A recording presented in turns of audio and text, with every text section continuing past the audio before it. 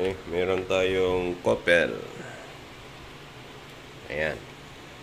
So, ito ulit yung ating improvised na indoor fan with sensor. Okay. Ayan. Umikot na yung sensor natin, yung indoor fan natin. Okay. Ayan.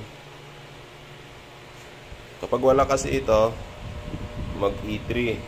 So, kailangan dapat meron tayong improvised na indoor.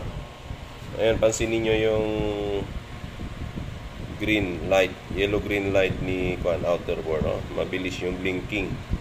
Then yung ating outdoor fan, oh. Wala. Hindi siya nagana. Then dito pa lang makikita nyo na may tama yung ating outdoor board. Oh. Mabilis yung blinking. Dapat yan normal. So makikita natin mamaya yung normal na blink niya. Okay? Kapag naayos na natin. Ayan, naka-power on. Ayan. Tingnan natin. 24. Umikot yung ating indoor. Hintayin natin error. Yung kanyang P4 error. Ayan. So, kanina pa umikot yung indoor fan natin. Pero yung outdoor natin, wala pa rin. Hindi pa rin umaandar.